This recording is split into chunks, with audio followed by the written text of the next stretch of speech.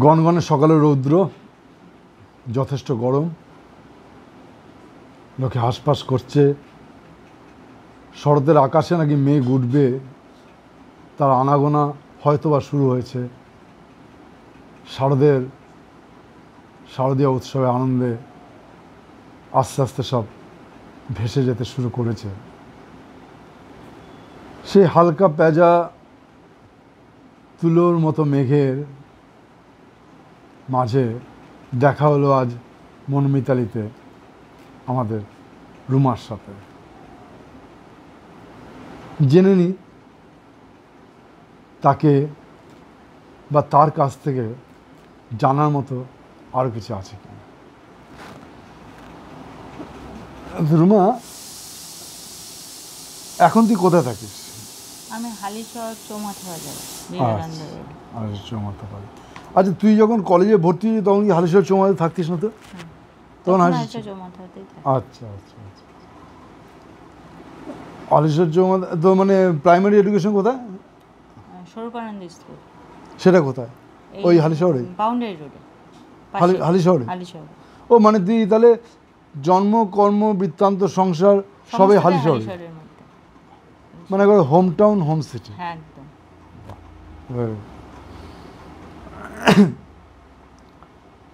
আচ্ছা, তুই এই যে কলেজে ভর্তি হয়েছিলি 89-এ, 89-এ কলেজ ভর্তি হওয়ার সময় তুই চৌমাথা ছিলি। তুই আজও সংসার করছিস, সন্তান সন্ততি নিয়ে চৌমাথাতে আছিস।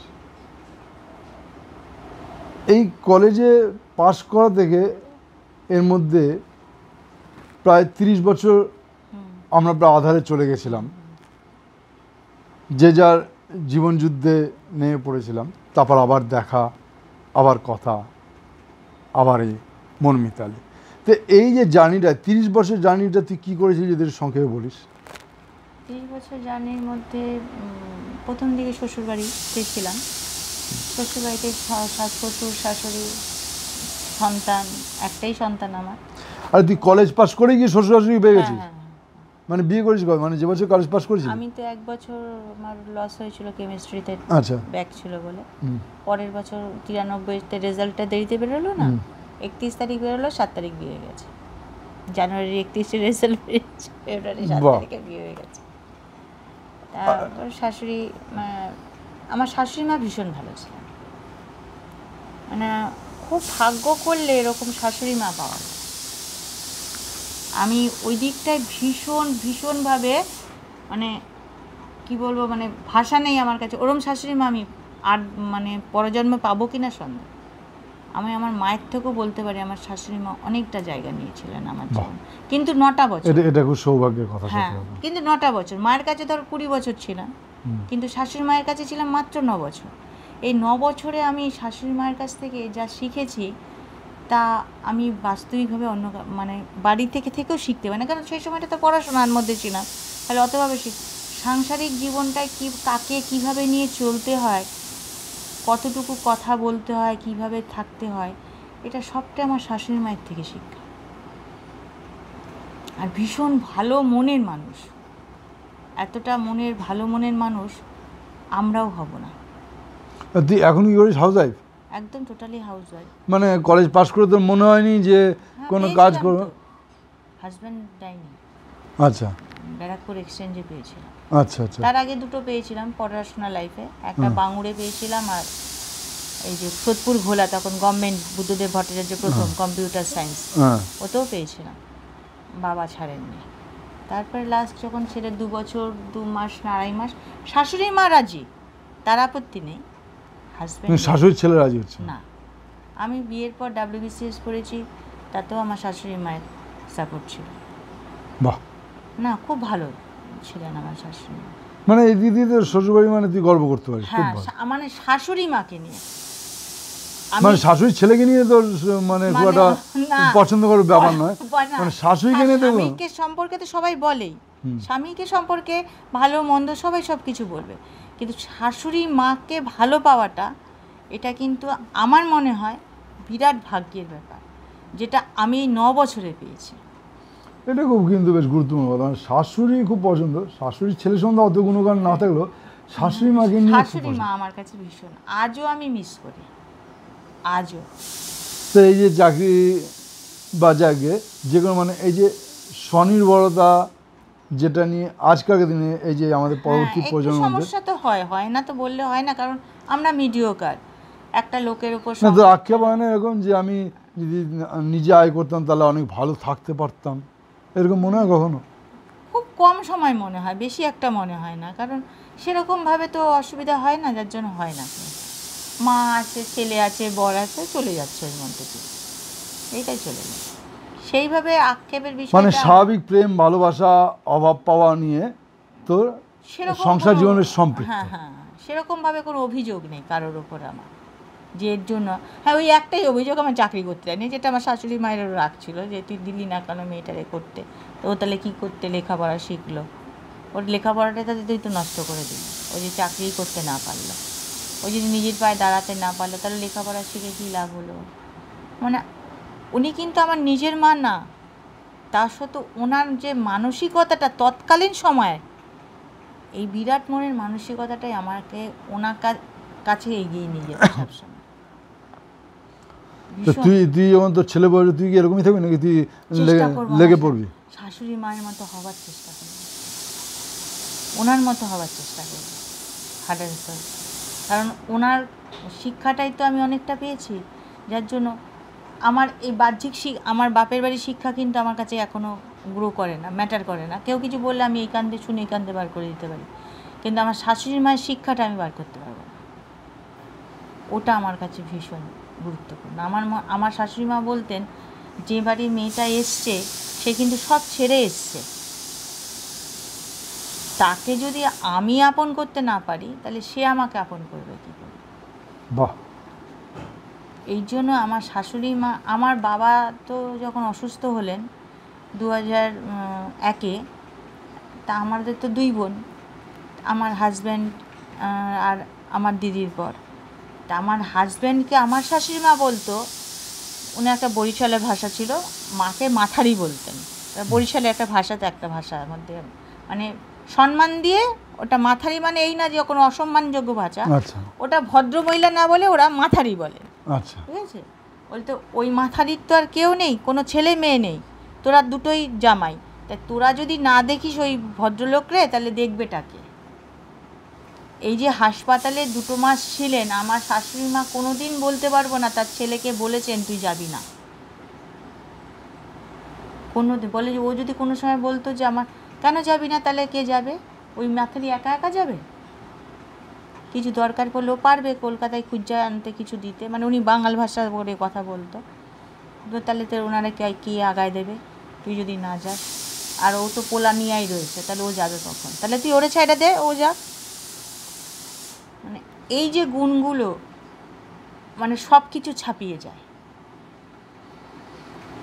এই জন্যই বোধহয় বলে জীবনে আসল শিক্ষাগুলো আমরা বই পড়ে শিখি না, জীবনে আসল শিক্ষাগুলো শিখি আমাদের পরিবেশ থেকে, আমাদের নিকট স্বজনের কাছ থেকে। সত্যি কথা, আমার বাস্তবিক শিক্ষা শুধু বলতে পারিস আমার শাশুড়ি মায়ের থেকে আমার শিক্ষা। আমার শ্বশুরবাড়ির কারোর প্রতি কোনো অভিযোগ নেই, কারোর প্রতি। আমার একটাই ঠাকুরের কাছেই শুধু অভিযোগ, কেন এত তাড়াতাড়ি উনি আমার থেকে ওনাকে নিয়ে নিলেন, এটাই একটা অভিযোগ। যজ্ঞা তোর মতো ঘরণী সকলে ঘরে ঘরে থাকুক, এইটাই ভালো।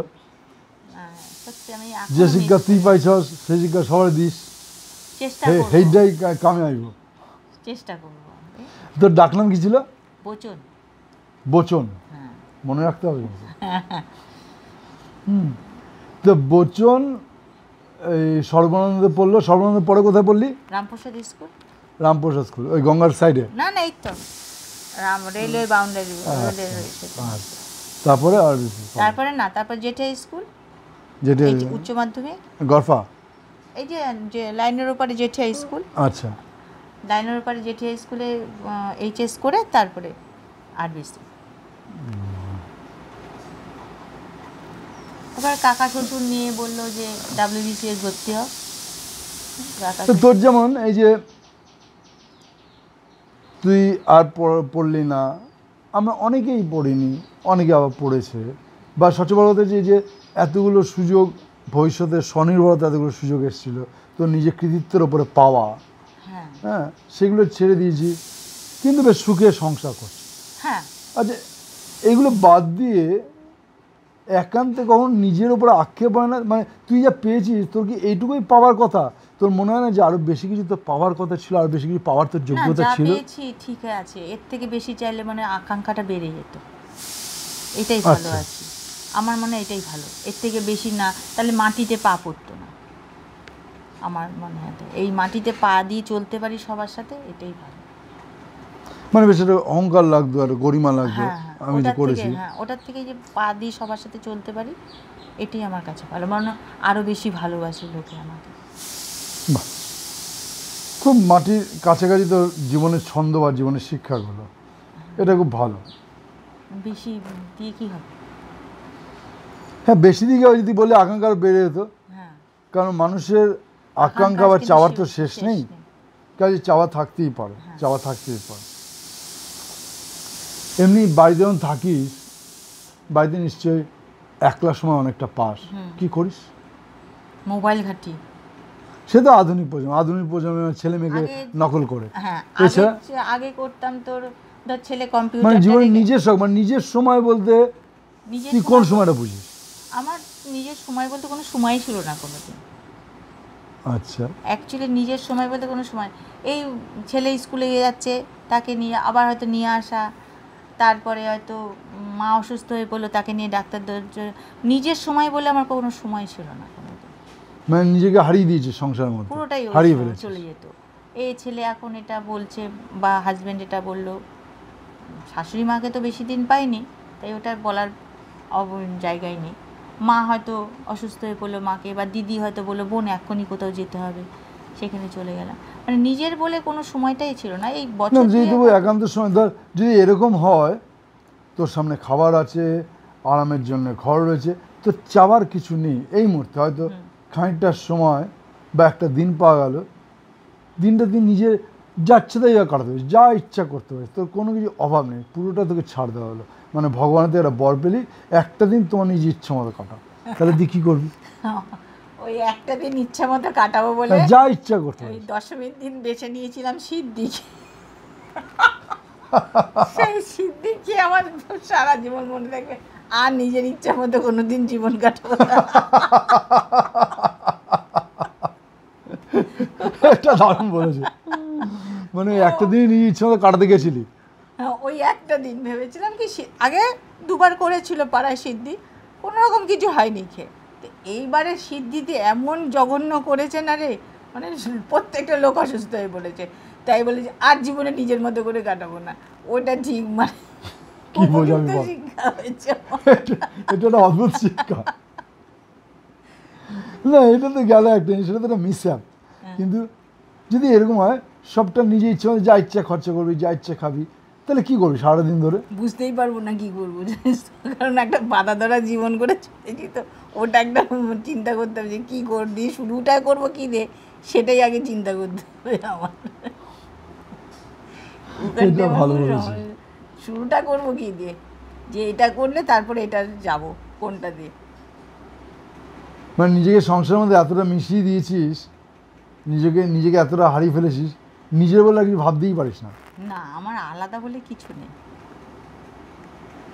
একটা প্রকৃত মানে মধ্যবিত্ত বাঙালি ঘরণী। একদম, বেশ এটাই সুখী আমার, আছো। হ্যাঁ হ্যাঁ হ্যাঁ, এটাই আমার কাছে ভালো। এর থেকে বেশি আমার খুব একটা দরকার নেই। তুই কি মনে করিস তুই এই যে নিজে যে সংসারের মধ্যে সম্পূর্ণ নিজেকে হারিয়ে ফেলেছিস, নিজের কোনো চিন্তা না করে শুধুমাত্র সংসার নিয়ে ভাবিস, এইটা খুব কি মানে প্রশংসনীয় চারিত্রিক গুণ? না, সেটা সম্পূর্ণরূপে ঠিক না, কিন্তু প্রত্যেকের একটা নিজস্ব জায়গা থাকা দরকার। সেই জায়গাটা হয়তো আমি নিজের ইচ্ছাকৃত হয়তো দিই না বা খুঁজে বার করার চেষ্টা করি না, কিন্তু থাকা দরকার, অবশ্যই দরকার। কারণ নিজের আত্মবিশ্লেষণের একটা জায়গা দরকার আছে। আত্মবিশ্লেষণ না করলে আমি কি করে বুঝবো আমি ভুল করছি না ঠিক করছি? খুব মূল্যবান কথা। এই জায়গাটার জন্য একটা দরকার আছে জায়গা। তো তোর নিজের প্রতি কি মনে হয় যে তোর এমন কোনো গুণ আছে? আমার কোনো গুণই নেই, আমি একটা বেগুন। না, তোর এমন কোনো গুণ আছে যে গুণের জন্যে একটা সুপ্ত অহংকার আছে, বা যে গুণটা খুব প্রশংসনীয় বা গর্ব করতে পারিস, এমন কোনো গুণ না রে, আছে? কোনো গুণ নেই আমার। আমি ভালো গাইতে পারি না, ভালো দেখতে না, ভালো নাচতে পারি না, ভালো লিখতে পারি না, কোনো গুণই আমার নেই। মানে তুই বলছিস মানে তোর মধ্যে এমন কোনো গুণ নেই যার জন্য নিজের কোনো সুপ্ত অহংকার? এটা এটা এটা তো আবার খুব খারাপ ব্যাপার হয়ে গেল। না, যে প্রতিটা মানুষের নিজের প্রতি একটা গর্ব থাকবে যে আমি একটা ভালো মানুষ। না, ভালো মানুষ তো লোকে বলবে, আমি কি করে বলবো আমি ভালো না, না? ওই যে আত্মবিশ্লেষণ তুই বলি যে কথাটা, আত্মবিশ্লেষণ করা উচিত প্রত্যেকটা মানুষের, তা নাহলে সে কি করে বুঝবে সে ভুল করছে না ঠিক করছে? এটা যেমন উচিত, কিন্তু আমার গুণের কথাটা তো লোকে বলবে, আমি কি করে বুঝবো আমি ঠিক? আমার তোর কি মনে হয় তোর মধ্যে সবচেয়ে ভালো গুণ কি? কিচ্ছু তোর কি নেই। মনে হয়? অনেক অনেক গুণ তো অনেক অনেক, কেউ ভালো রাঁধতে পারে, কেউ ভালো কিচ্ছু গাইতে পাই না, পারে। আমি বলছি না আমি পুরো বেগুন, কিচ্ছু পাই না আমি। তাহলে তাহলে দিদি এরকমভাবে বলিস যে আমার কোনো গুণ নেই, না, তাহলে সফলতা বলতে তুই কী বুঝিস? তোর জীবনটা সফল না অসফল? সফল। কেন তাহলে বল? সফলতার তুই সংজ্ঞা কী দিবি তাহলে? তোর জীবনে সফল বলছিস কী হিসাবে? কারণ আমার তো কেউ আমার নামে এলিগেশন দিচ্ছে না, তো তাহলে তো আমি অসফল হলে তো এলিগেশন দিত আমার নামে। আচ্ছা, মানে অভিযোগ নেই বলে তুই সফল? একদম, আমি তাই মনে করি। এলিগেশন দিলে বুঝতাম যে অসফল আমি। এটা কিন্তু খুব বিরল ঘটনা যে একটি ব্যক্তির সম্বন্ধে কোনো অভিযোগ নেই। না, খুব বিরল ঘটনা। আমাদের প্রত্যেকটি মানুষেরই কিছু না কিছু অভিযোগ রয়েছে, হয় বাবা করছে, বা স্ত্রী করছে, বা স্বামী করছে, বা পাড়া প্রতিবেশী করছে। তোর নিয়ে তুই মনে করিস তোর সঙ্গে অভিযোগ নেই? তুই এটা সত্যি জানিস তো? একদম। জিজ্ঞেস করিস তোর বরকে জিজ্ঞেস করিস তো তার কোনো অভিযোগ নেই? সেটা বর বলতে পারে, তুই বরকে জিজ্ঞাসা কর যে আমার সম্পর্কে কোনো অভিযোগ আছে কি না। তাহলে এই যদি যে অভিযোগ থাকতো তাহলে এটা ঠিক, আমার বর এত বিশ্বাস করে তার বন্ধুদের আমার বাড়িতে এনে দিত না, রেখে সে ঘন্টার পর ঘন্টা বসে মাছ ধরতে যেতে পারতো না, যদি আমার প্রতি এতটুকু অবিশ্বাস থাকতো। তাহলে এই যে ওর যে বন্ধু বিজুদার কথা বললো, ও মাছ ধরছে, ও এসে আমার সাথে বসে কথা বলছে, হ্যাঁ রে রুমা, শিবু আসবে কখন রে? ও তো আমাকে তুই তুকারি করতো, যেহেতু খুব চিনতো। বিজুদা সত্যি খুব ভালো মানুষ, পাড়ার, আমার শ্বশুরবাড়ির পাড়ারও ছিল, আর এইখানে ওর পিসির বাড়ি ছিল, পিসি ভাড়া থাকতেন এইখানে আসতো। তা ও বলছে কখন আসবে রে? আমি বললাম আমি কী করে জানবো তোমার বন্ধু কখন আসবে, তুমি ফোন করো, জিজ্ঞাসা করো। মানে এর শুধু নট অনলি বিজুদা, আরও অনেক বন্ধু বান্ধব আসতো, তারা হয়তো বসেই আছে, আমি হয়তো বসে আছি, এর ওইসব ব্যাপার নেই যে রুমা আমার বন্ধুদের সাথে কোনো একটা বাজে জায়গায় লিপ্ত হতে পারে, বাড়ি বা কিছু। এইটা যদি তোর, এই যে তুই যেমন নিজেকে, মানে যেমন ও বলছে, তুই যেমন নিজেকে সম্পূর্ণ হারিয়ে একটা সংসার গড়ে নিয়েছিস, বাপের বাড়ির যা কিছু শিক্ষা, মানে পুঁথিগত শিক্ষা এখন আমার কাজে লাগে না, তুই এটা মনে করিস সফলতা। তাহলে তুই সফলতা, তুই যদি সফল মানুষ হোস, তাহলে তুই জীবনে খুব আনন্দ, জীবনে তোর খুব খুশি, মানে দুঃখ নেই। না, তাহলে দুঃখ তো মানুষের থাকবে, তাহলে সফলতা আর আনন্দ চিরন্তন ব্যাপার, ওটার মধ্যে কোনো ব্যাপার নেই, তবে সফল আমি। সফল, হ্যাঁ, মানে তোর কাছে সফলতার সংজ্ঞাও যা, আনন্দের সংজ্ঞাও তাই। আনন্দের সঙ্গটা আবার অন্যরকম। আনন্দটা কেমন, সবাইকে নিয়ে, আচ্ছা, সেটার মধ্যে আবার আলাদা ভালোবাসা থাকে, আলাদা উচ্ছ্বাস থাকে, আলাদা আনন্দের সংজ্ঞাটা আবার অন্যরকম, সেটা আমার কাছে আবার আলাদা। তুই সফলতা বলছিস তোর বিরুদ্ধে কারো কোনো অভিযোগ নেই, হ্যাঁ, আর আনন্দ বলছিস সবাইকে নিয়ে একসাথে কাটাচ্ছিস, সেটা আনন্দ। হ্যাঁ।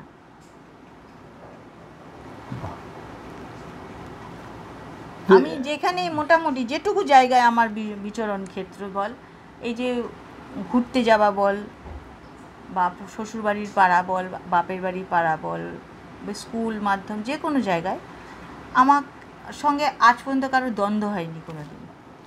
সবার সাথেই আমার একটা মধুর সম্পর্ক আছে, এবং সবাই খুব হাসি খুশি আমাদের সঙ্গে জীবনযাপন করি আমরা।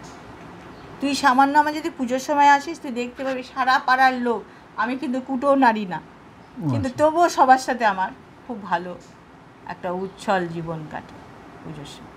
ওই আনন্দটা আবার আলাদা। ভাই ফোটার সময় একটা আলাদা আনন্দ আমার ভাইদের, ভাইয়েরা, আমার নিজের ভাই নেই, কিন্তু জ্যাঠতো ভাই, খুড়তো ভাই, জ্যাঠতো দিদিরা সব আসে, এদের যে ফোঁটা দেওয়ার যে আনন্দ, সেটা কিন্তু কারোর সঙ্গে ভাগ করা যাবে না।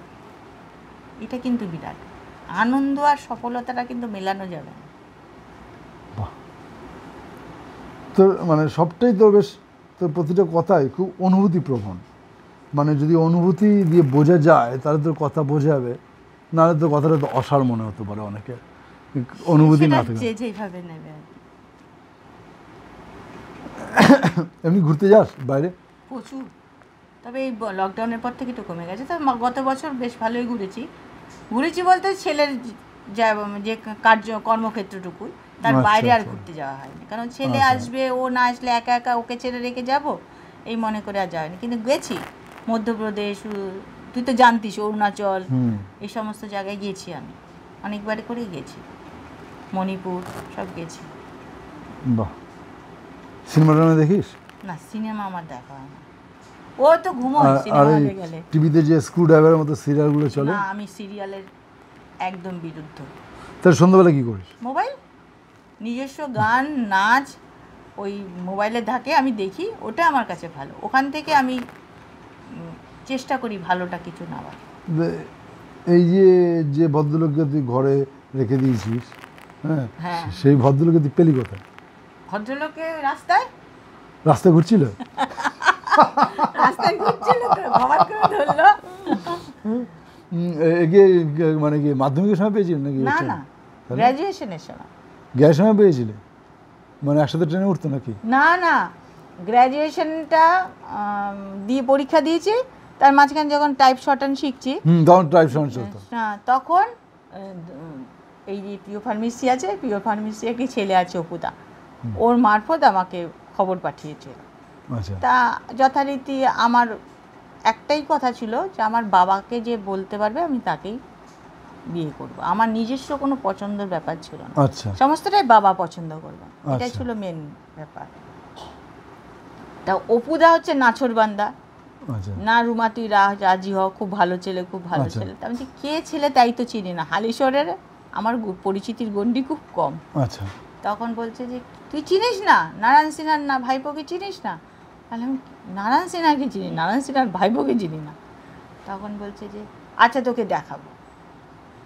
তা আমরা 4 জন বন্ধু ছিলাম, তার মধ্যে আমার একটা নিজস্ব বোন ছিল, মানে খুড়তো দিদি, ওই কাকিমার ছোটো মেয়ে। আর ভাষা, মানে আমার এক বান্ধবী, ভাষা ডাকনাম ভাষা, ভালো নাম রত্না, আরেকজন স্বপ্না, এই টুকাই, এই যে টুকাই, এই 4 জন কিন্তু আমরা বন্ধু ছিলাম। আচ্ছা। এই সবাই মিলে আমরা এই ইমিটেশনের দোকানে যাই না, তখনকার দিনে টুকটাক জিনিস কিনতে, ওখানে গিয়ে উনি হাজির হয়েছিল। পছন্দ না, এবার ওখানে গিয়ে উনি আছে, এবার উনি যে গেঞ্জিটা পরেছিল, ওনার ভাই যে সেজ ভাই সমীর, ওর আমার মেজদার বন্ধু ছিল ক্লাবের। আচ্ছা। ওই গেঞ্জিটা আমি দেখে ভাবছি এই ছেলেটার গেঞ্জিটা না আমার খুব চেনা, কোথায় যেন দেখেছি। আচ্ছা। আমি আবার পাশের ভাষাকে বলছি, ভাষা এই গেঞ্জিটা মানে সমীরদার, এইটাই বোধহয় সমীরদার ভাইটাই হয়, জানিস তো? ভাষা বলছে তাও হতে পারে, ও চেনে না সঠিক। আচ্ছা। আর এই ভাষাই হচ্ছে আমার সবচেয়ে নিয়ারেস্ট ফ্রেন্ড। আচ্ছা। তা ও বলছে মানে তোর জীবন সব কলকাতায় হয়ে নিয়েছে। ও হচ্ছে সত্যি খুব ভালো মেয়ে। তা ও বললো যে হতে পারে। তা ও গিয়ে আবার ওই টারফিউম বেশ কিছু একটা বললো টললো নন্দদাকে। তা আমরা দেখলাম, দেখে আমরা চলে আসলাম। তো অত কিছু বললাম না। তখন এই খুঁড়তো তো বোন ওকে আবার দেখে বলছে, এ মা, ওকে তো আমি বাজারে দেখেছি। বললাম বাজারে তুই কী করে দেখলি? বলছে হ্যাঁ আমি বাজারে দেখেছি, ও বাজারে মাংস কাটে, মুরগি, ওদের মুরগির পোলট্রি ছিল। আচ্ছা। তো অত মুরগি কী করে বিক্রি করে দিত কেটে মাংস। আচ্ছা। বললাম মাংস কাটে? বলছে বললাম পুরো বাতিল, ওসব চলবে না মার্কেট। বলছে মিউনিসিপ্যালিটিতে চাকরি করে, সেটা তো আমি তখন জানি না, মাংস কাটার লোক চলবে না, পুরো বাতিল। তা আমরা সবাই জানি বাতিলের খাতায় ওটার ব্যাপারটা। কারণ আমার যে বোনের যে বিয়ে হয়েছে যার সাথে, তার বর বলছে এই বচন না প্রেম করছে ওকে, বলছে। আমার বোন বলছে বচন প্রেম কারোর সাথেই করবে না কোনো দিন, ও সেই ধরনের মেয়েই না। প্রেম করার হলে কত ছেলে অফার করলো, দেখলে না আমাদের ট্যাং ম্যাং চ্যাং করে, ওকে তো ভালো করে, ও একটাকেও প্রেম করে, ও জ্যাঠা যাকে দেবে তার সাথে বলছে না করে। তখন বলছে কার সাথে করে, তখন ও আবার দেবে, বলে হ্যাঁ ও তো বলেছে, বচন বারণ করে দিয়েছে, বচন করবে না বলেছে। তারপরে ওর কাকা আমার বাবা প্রস্তাব নিয়ে। হ্যাঁ, তারপরে এটা। আচ্ছা, এই যে তুই এত বড় সংসার করছিস বা জীবনটাকে নিজের মতন করে সাজিয়ে নিয়েছিস, সব সুন্দর ঠিকঠাক চলছিল, রোদ উঠছে, বৃষ্টি পড়ছে, শান লাগছে, এইসবের মধ্যে এই যে হঠাৎ করে একটা 18 আরবিসিয়ান্স গ্রুপের মধ্যে ঢুকলি, এতগুলো ছেলে মেয়ে হই হই করে ঢুকে বললো, কেউ ডান, কেউ বাম, কেউ দক্ষিণ, এক একজন একরকম কথা বলছে, অর্ধেকে চিনতে পারছিস, অর্ধেকে চিনতে পারছিস না। এই জীবনে এটা তোর মধ্যে একটা অস্বস্তি সৃষ্টি হলো না? হঠাৎ করে এতগুলো ছেলে মেয়ে ঢুকলো, তোর মধ্যে কোনো মানে অদ্ভুত কোনো অভিব্যক্তিও হলো না? অদ্ভুত এটা লাগলো যে আবার নতুন করে সবাইকে জানতে পারবো, চিনি না তো চিনবো তো। এই না চেনার আগ্রহটা আমাকে সবার কাছে টেনে নিয়ে গেছে। কিন্তু তুই সেরকম হয়তো পোস্ট করিস না গ্রুপে? না, কাউকেই পোস্ট করি না, এই জন্য আমার সব জায়গায় রেকর্ড খারাপ আছে, কাউকে ফোন করি না বলে আবার কিন্তু দায়িত্ব তো নিতে হবে। দায়িত্ব তুই যেমন সংসারে সাইছিস, এটা তো একটা বৃহত্তর সংসার, এটা সবার সংসার। হ্যাঁ, এটা আমাদের 18 আরবিসিয়ান্স একটা বৃহত্তর পরিবার, আমাদের সবাইকে নিয়ে। তো বৃহত্তর পরিবারের সুখের জন্য তো দায়িত্ব নিতে হবে। না না, দায়িত্ব দিলে পালন করার চেষ্টা কর। আর সহৃদয় সম্বন্ধে তোর কি ওই ব্যক্তি? সহৃদয় সবাই আমার কাছে আপন, কেউ কারোর সম্পর্কে কোনো রকম মানে মতবিরোধ আমার নেই, সবাই ভালো। এই যে না, ভালো আমি বলছি অন্য কথা, আমি যে এই সহৃদয় আমাদের যে ভলান্টিয়ার উইং, আমরা যে সোশ্যাল ওয়েলফেয়ারের কাজগুলো করি বা করার চেষ্টা করছি, আমার 100% তাতে মত আছে। আমি কোন চেষ্টা কোথাও যাসনি এখন পর্যন্ত? হ্যাঁ, কোন কোথাও যাস না, না? এটা এই রেকর্ডটা আমার সব জায়গায় আছে, নট অনলি এইটা বলছে না, নিজের বোনের ছেলের বরযাত্রী যায়নি বলে এখনও কথা শুনতে হয়, তার ইসেতে ছেলের স্বাদের বউয়ের স্বাদের সময় যেতে পারিনি, কথা শুনতে হয়। মানে হয়তো বেরোবো, সব গুছিয়ে টুচিয়ে রেখেছি, এগুলো এমন একটা কার্য এসে পড়লো হট করে, আমার বেরোনো হলো না, এটা হয়। কিন্তু দায়িত্ব পালন করার চেষ্টা করি সম্পূর্ণরূপে। এমনি এতকাল পর্যন্ত কোনো কিছু না পাওয়ার আক্ষেপ আছে তোর মনে? না, যা চেয়েছিস পেয়েছিস? যা পেয়েছি ঠিকই আছে, এর বেশি দরকার না। মানে যখন মানে তুই যেহেতু খুব অনুভূতিপ্রবণ, তাই জিজ্ঞেস করছি, মানে নিজের মন আর বিবেক বা হৃদয় আর বিবেক, এই দুইয়ের মধ্যে সংঘাত বাধে প্রচুর। মানে তো হৃদয় একটা করতে চাইছে কিন্তু মন করতে চাইছে আরেকটা কথা বলছে, তখন মনকে সামাল দিই, মাথাকে গুরুত্ব দিই।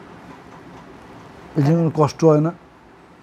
হয়তো খানিকক্ষণ হলো, তারপর ঠিক হয়ে যায়। দীর্ঘক্ষণ কোনো কষ্ট বুকে চেপে রাখিস না, তাই তো? না, রাখার চেষ্টা করি না, তাতে ক্ষতিটা আলটিমেটলি আমার থেকে বেশি হয়ে যাবে আমার মায়ের। আচ্ছা, কারণ আমার যদি কিছু হয়ে যায়, ওনাকে দেখার তো আর কেউ নেই, তো ওনার জন্য নিজের ক্ষতি করতে পারবো, বলেন ওই যে save me for your self, সেটাই করতে হয়। দেখতে পেলাম এক অদ্ভুত অনুভূতিপ্রবণ বান্ধবীকে, খুব কাছাকাছি বা মাটির কাছাকাছি তার জীবনের অনুভূতিগুলো, তার বক্তব্যগুলো, তার চিন্তাভাবনাগুলো। এরকমই একটা বন্ধু, একটা রং, একটা আদর্শ নিয়ে তৈরি, যাদের অনুভূতি নিয়ে দেখলে বা যাদের অনুভূতি নিয়ে যাদের কাছে গেলে তাদেরকে আরও বড় করে পাওয়া যায়। আমাদের সব বন্ধুরা কাছে থাকুক, সবাই মিলে 18 আরবিসিয়ান্সকে আরও উন্নত করুক, এই ইচ্ছে নিয়ে আজকে মন মিতালি অনুষ্ঠানটা এখানেই শেষ করছি। নমস্কার, আবার দেখা হবে অন্য কোনো বন্ধুর সাথে। Bye bye.